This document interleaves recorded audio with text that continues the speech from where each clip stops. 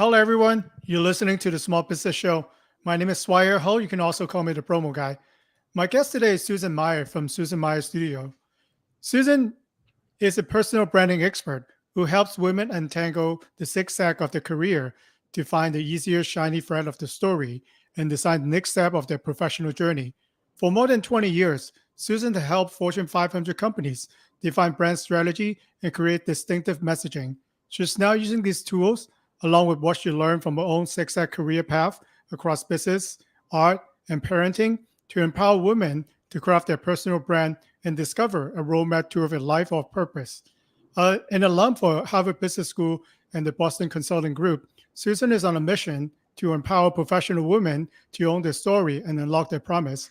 How are you doing, Susan? I'm great. How are you? Good.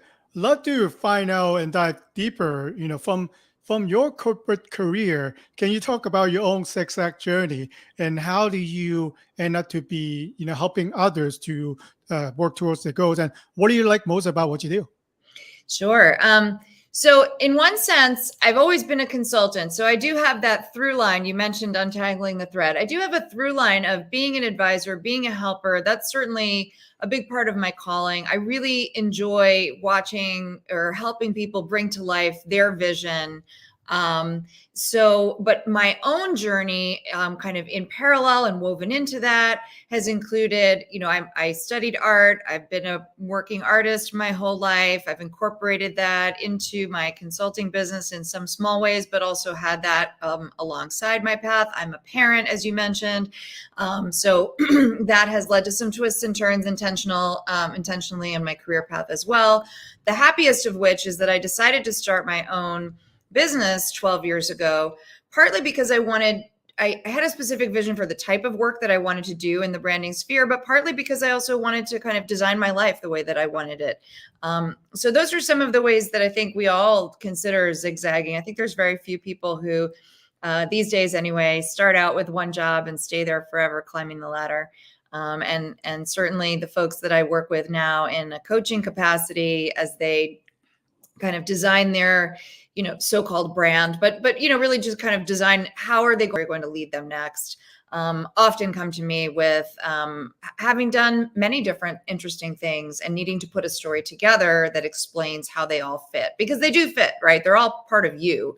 The question is just how do you explain that in an intense situation, like you're going to an event and you need to tell the story of your life in 30 seconds, or you're on your LinkedIn profile and what do you say there in their overview? Yeah, thanks for sharing that. That's certainly a great, experience. And I noticed that, you're correct. Like people don't want to stay and work for a job for 30 years and retire with pension. Now, especially with COVID, I connect with some younger generation on LinkedIn. I think they switched jobs like 3 to 4 times already and Yeah. still, for better too. They moving on to better things. And so people are not staying put. That's not true anymore. The demographics are really different. Certainly, there's a mindset that's different, sort of by generation. And also, as you said, COVID, had a lot of negative parts, but one of the positive parts was it sort of unlocked us from the idea of a 9 to 5 desk job, Hmm. even folks who were still very much tethered to that. And so I think it's been very positive. It's thrown open the doors to a lot more pathways. Yeah. Speaking of that, love to learn more about your strategy for understand your customer because Susan and I had a quick warm up conversation before this episode, and I asked her, to tell the right story, we have to first understand their customer or the target audience. Can you speak a little bit about that? And that do you think that works for both corporation and on the personal branding side? Yeah, I think you and I have this in common. This is a real refrain and very much kind of a core value of the work that I do.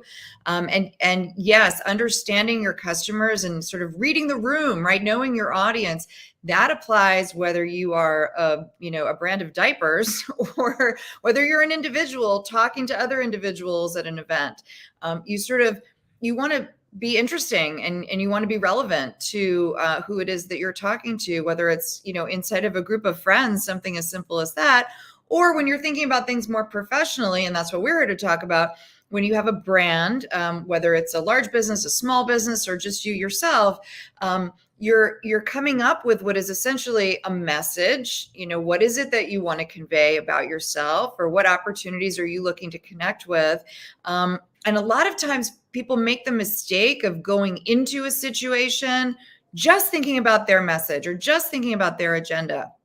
And while of course it's fine and perfectly appropriate to have an agenda and to have a message that you want to convey, you often will misstep if you haven't first thought about, first of all, where to place that. Who is the right audience for you, and then using a little empathy to figure out, what is it that they care about, right? What's their world about? What is it that they are interested in hearing from you, not just what your agenda is. And so that is definitely one of the lessons that's transferable from, large consumer goods companies are very sophisticated in thinking about this, right? They go out and they do research with their customers, big quantitative studies, but also one-on-one, let me come walk the dog with you and find out what the role of that dog biscuit is in your life. That's a real project I worked on. And the same thing, we should all be doing the same, right? When we're thinking about, oh gosh, I'd love to launch my new brand, or I'd love to have a new role in a new industry. Thinking about, okay, well, who are those people that I need to connect with, and what is it that they're looking for from their careers and their lives, and how can I be helpful to them? Leading with that is always the right place to start. So, question that I have for that will be, when I attend business event like a conference or chamber of commerce or networking event in general, I would always see two spectrum of people. There are ones that will tell you for half an hour nonstop with their story, their life story, business story, whatever in between. There are other spectrum that if I ask them, what is it that you do for a living? And then they tell me one word or one sentence, and that's it. So how should we balance that? And how would you suggest that we kind of read the room to tell the appropriate story? Because if it is just a casual acquaintance who might not really know what we like to do or care what we do, maybe we should shorten it.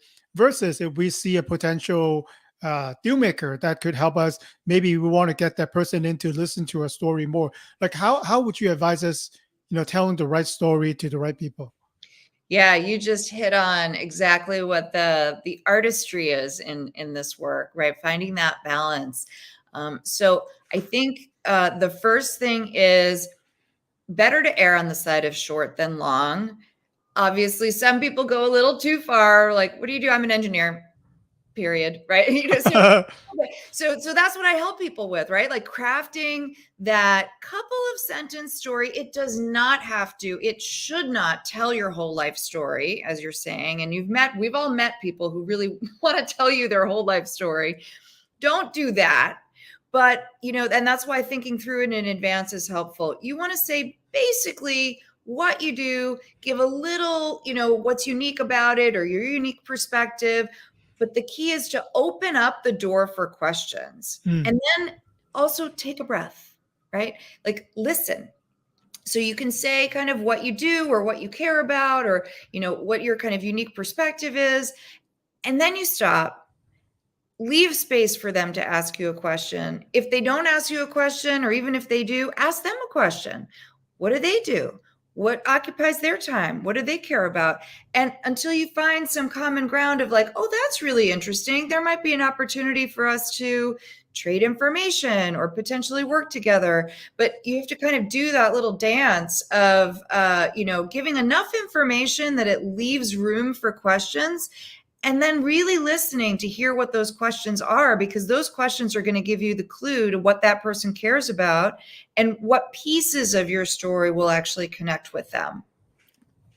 Yeah, there are people that are very good at inviting questions, right? Whatever statement or story that they do. I think for myself, doing the podcast work, because I'm getting better at asking open-ended questions to my guests, right? Like you, Susan. I have to ask you the right question. If I ask Susan, have you had breakfast this morning? Yes. Okay. And that would be it, right? So, yeah. Same question if I ask Susan, what do you enjoy to spend time in your morning? What's your routine look like? So then Susan could go on to however long she wanted to describe how she spent her morning. By the way, that's a great question to ask people. I often talk to people about this kind of awkwardness of, and we're also all reintegrating into in-person events, and we've Right. gotten rusty.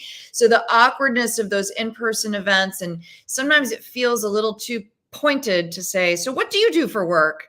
And you want a softer way of saying it. That's a very nice way that I often recommend to people. Like, so what's keeping you busy these days? Or how are you spending your time right now? Is a much nicer way of giving somebody the opportunity to tell you about their work, but also potentially tell you about, I'm really energized about this sailboat that I just bought. And maybe Mhm. that's also a place you connect.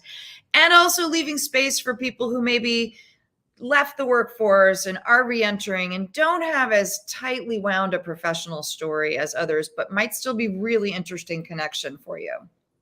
Yeah, I think asking good open-ended questions, you'll get good answers. And I think part of the art for having a good conversation and to discover if that person will be a prospect, someone who might be a good acquaintance or someone who might not going to help you with what you are trying to do, is to ask them question, and you got to listen too. Don't just go on like a monologue and tell them all about the product and feature. And yes, you are passionate about the service that you have, the products that you might have, but other won't share the same enthusiasm with you when they first met you. That's right. That's right. And always be thinking about, I often use the phrase, give more than you get, right? Thinking about it through the lens of, in any given conversation, or this is also true in writing, how can I figure out how I might help this person?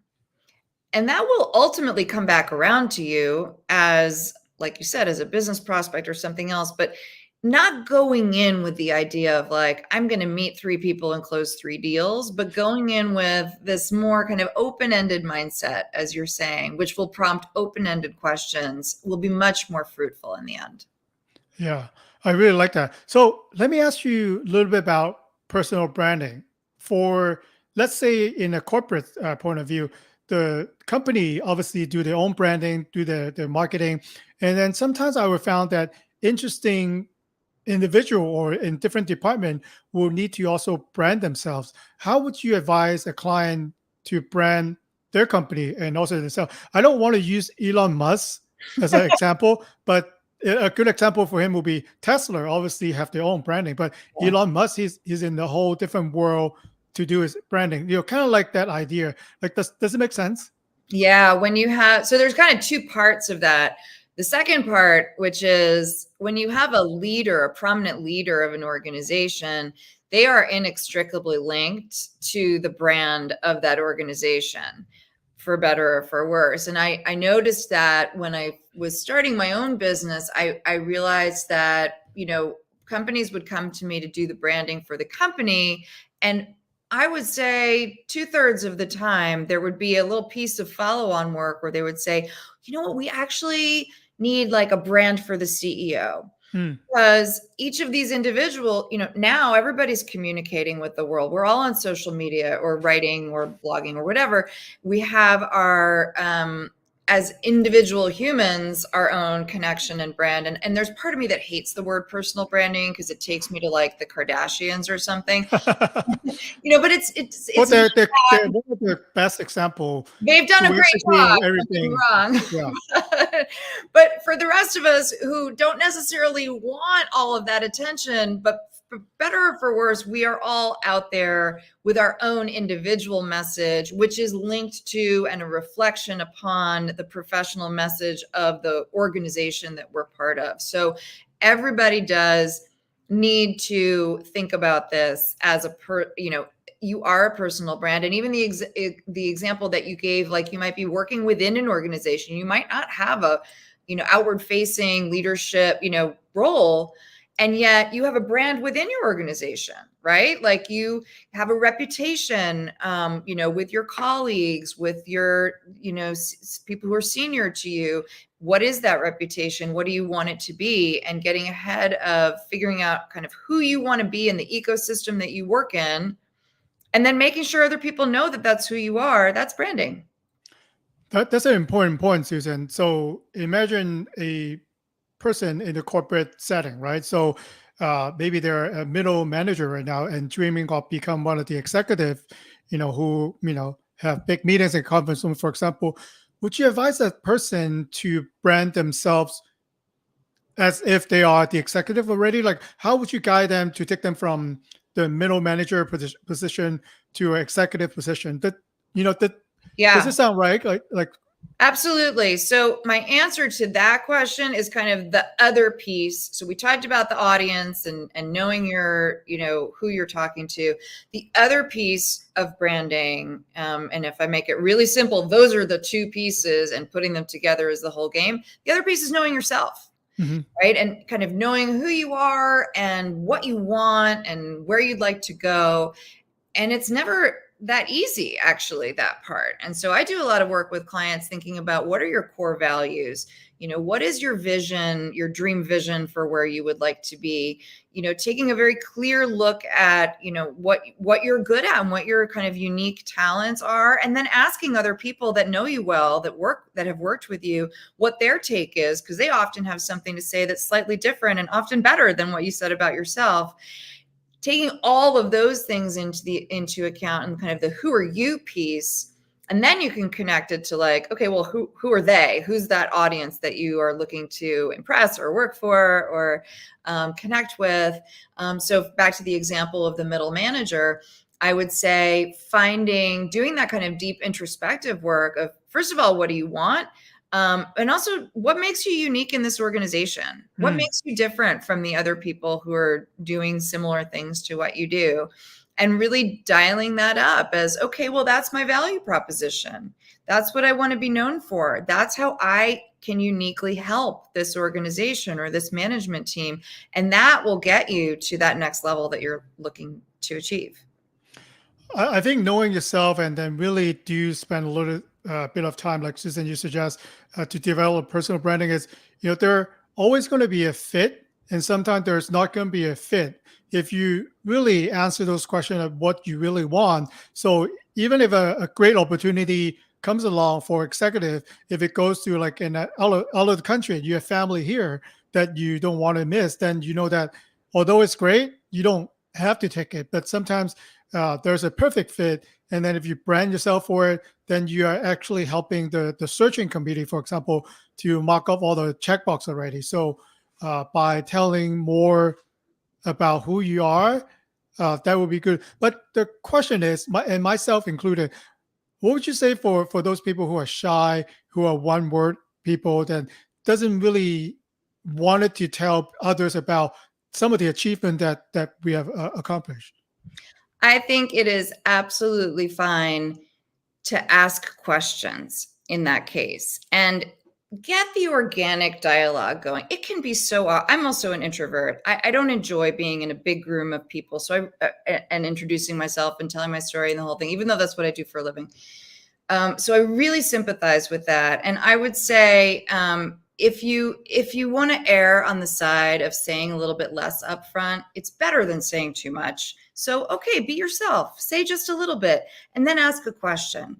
People love to be asked about themselves, Mhm. right? As long, so what you don't want to do is kind of give the one word mumbling answer and then stop, right? It's okay if you just want to say a few words about yourself, but then come in armed with a couple of questions that you're going to ask people, like the ones we were saying before.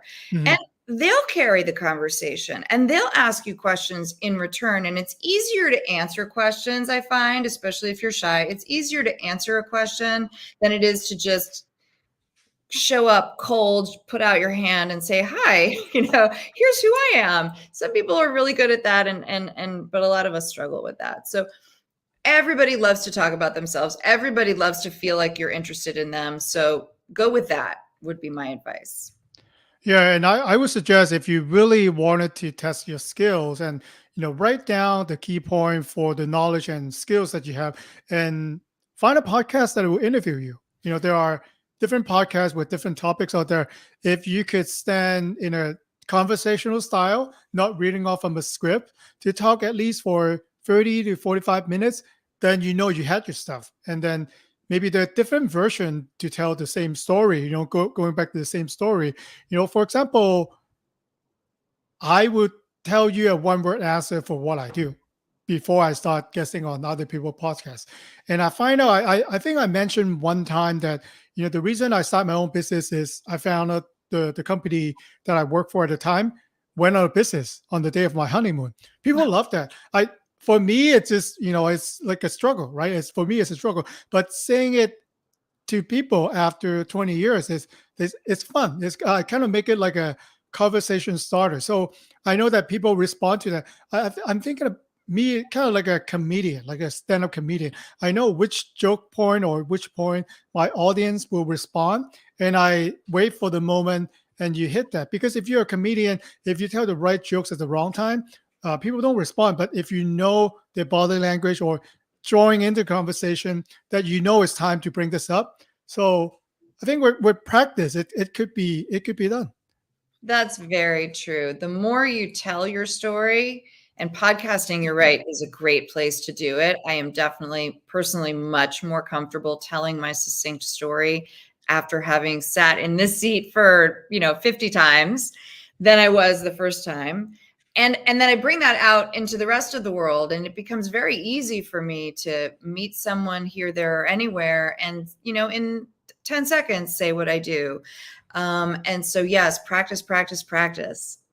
So would you say that, if let's say we don't want to go on podcast, maybe have a friend to interview us, or maybe, fictional questions or even speak to a camera. Would you recommend those, like, with technology as well? Absolutely. I mean, you also have to find what you're more comfortable doing. I think even having done this a million times myself, I would feel extremely intimidated to speak into my camera completely alone in my room. That's just me. But some people love doing that. So if that's you, great, do it. Certainly getting a friend or a family member to sit down with you. And I've done that for my husband and my kids and vice versa. And you work out the kinks of like, okay, first knowing your inclination. Is your inclination to talk too much or too little? Good. Now you know. And then you can kind of go back and you can write a script. Not that you're going to really use the script, but you can write a script and sort of have the bullet points in mind that you want to hit. That's helpful too. But yeah, absolutely. Live practice is the best. Yeah, I think that the key point, I probably memorized by heart already. And if I'm going to be a guest, and I think I could use those skills because hosts have asked me different question about my industry, and I try to find a nice way to answer. Obviously, I'm being recorded, right? So now, when I actually having conversation with customer, potential prospect, when they ask me that question, I answer them the way that it should be, not too long, not too short, and give them enough information. Like you said, Susan, then they will ask me the follow-up question would be, how can I do it? And then that they're interested. Right. Exactly. And I think I love what you mentioned before about jokes. It doesn't work for everybody. Not everybody's comfortable with that. But if humor is part of who you are, that's a wonderful way to break the ice. Yeah. So we talk a lot about storytelling. Do you suggest that we should all have the story? And then how many different versions do you think we need to have? Or we should stick with one script or the mission statement that we have to go by no matter what? So I do suggest that people start by writing a script because it gets you out of that stuck place of, I think I've never met anybody who started out at that perfect balance right in the middle. Everybody starts out either wanting to say too little or wanting to say too much. Yeah. So writing a script, and I actually have a little fill in the blank kind of exercise that I give people that I've been honing over the years. What comes out of that is not what you will actually say. Don't go memorize that and say that, right? But You sound like a robot. Yeah, but it helps you to have that because then it forces you to narrow it down or it forces you to fill it out. Then you have that as a starting point, and then you think of that like bullet points. And then I have people rewrite it in a tone of voice that would make sense if you're at a party. Rewrite it if it's something that you need to send in an email or put in writing on social media. And if you do it enough times, even 3 or 4 times, and thinking about how would I use that basic script in different applications, it starts to become second nature. So I would never recommend somebody to actually, even once they get to the perfect script, I think memorizing things, it works for some people. It doesn't work for me, so I probably don't recommend it for that reason. But you want to be natural, but once you've kind of, oh, I've got those 3 things I want to make sure I say about myself, that's a great way to come in. And then you kind of slide it into conversation. It doesn't have to be a monologue, but you want to make sure that you left behind those 3 thoughts is a good way to do it. Yeah, I really like that example. So I have different versions of when people ask me what do you do, like in a business situation, when I at the gym, at the sauna, people ask me this casually. Obviously, they don't want to know too much about the technical detail of what I do, and then maybe at a uh, soccer game, just casual parent, talk to other parent. You don't want to come out, oh, this is my feature and benefit. We have to, you know, and I think you're right. Maybe develop, the general concept, right, for the keywords that you use, but then say in maybe 45 different ways for different situation. Maybe going back to the middle manager, what should you say to people who work with you, or people who are your superior or supervisor, for example, things that the language that you use it, I'm sure that will be somewhat different, depending on who you're talking to. Yes, that's true. I do encourage people, and I always felt strongly about this with brand, consumer brands as well, to land on one story, so that you don't want to feel fractured, right? You don't want to feel like, oh, I'm this person if I'm with this person, I'm a different person if I'm with another. Finding that's that clear shiny thread, right? That finding that one phrase or one idea that unites all the different things that you do.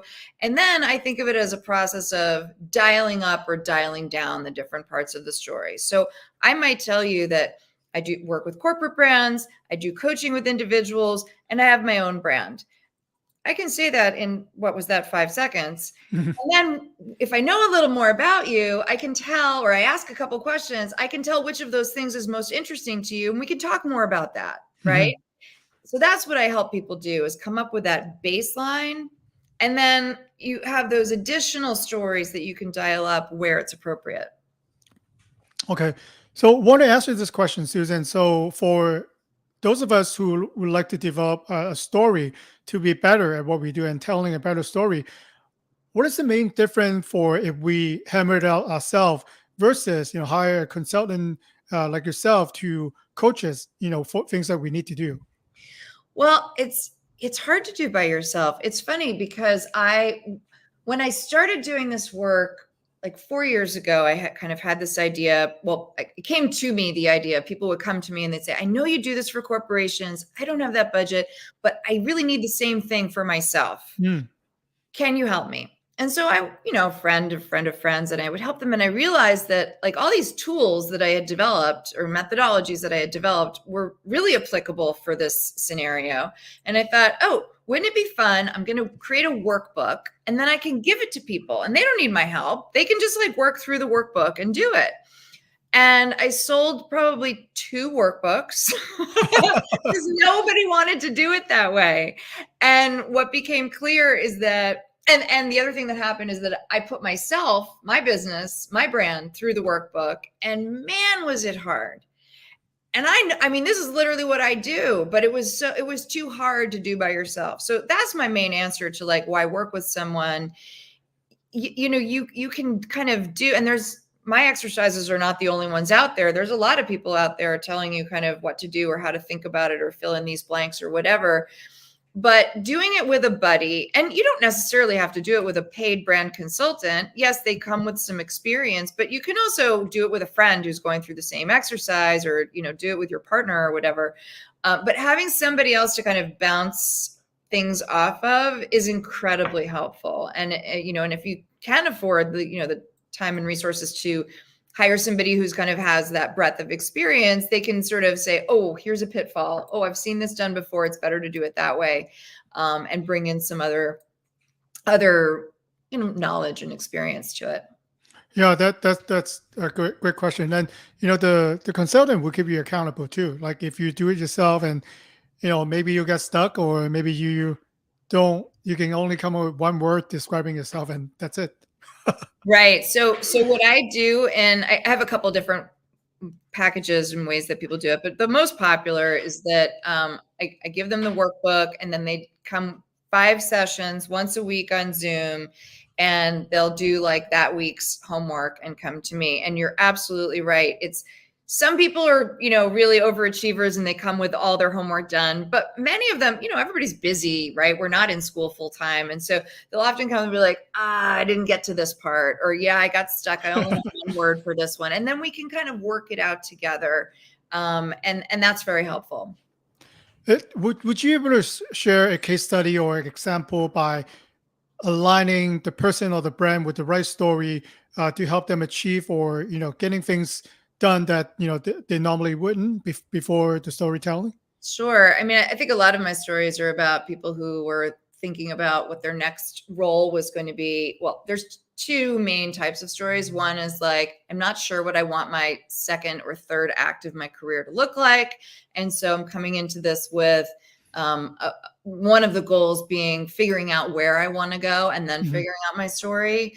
And then the other is like, have an idea. I want to start this business, or I want to, get this board seat, and how do I position for that? So I'm trying to decide which of those stories to tell you. Well, here's a fun one, which doesn't necessarily. So this falls into the third category, which is I have a business, but I want to take it to the next level. But here's a good example. I have a client who works in real estate, and she and her husband have a nice sized little real estate company. And they have a really clear vision for, coming through the process, they had this really clear vision of like what they brought to the table that was different, which was, it wasn't about selling or buying real estate. It was about creating a home, right? And doing that in a way that is as seamless and smooth as possible. So that was already a good brand idea. And so the question was how to make it differentiated. Why do they work with you versus other folks? Well, our service is good. I mean, all the things they were saying were true about them, but very hard to kind of prove or to like get people's attention because it's a crowded market. So it came to light that the woman had been an actress on Broadway before she became a real estate agent. I said, do you ever tell people about this? No. What would I say about that? What am I going to sing and dance down the hallway while I'm showing the house? But let's unpack that a little bit. Like, what do you bring to the table that's different from somebody else because you have that experience? That's a really impressive experience. It was a chunk of your career, it was like decade plus of your career that you were a performer, that you were poised, that you were funny, that you were studying the human condition in order to embody these different characters. And so we pulled all these things from that kind of former life of hers. And we also created like a little sentence that just, without hammering it home too hard, but that just piqued people's interest because it's interesting, right? You're like, oh, really? She was a Broadway actor? Like, oh, I want to learn, what were you in? And it opens a conversation. It got people interested, and they were able to put it in their messaging and their marketing materials in a way that felt comfortable, which she had not felt comfortable doing before, that made their value proposition both just a little bit of a cool factor, but also drilling down on the real skills that she brought to becoming a real estate agent that somebody like fresh out of college without that experience would not have had.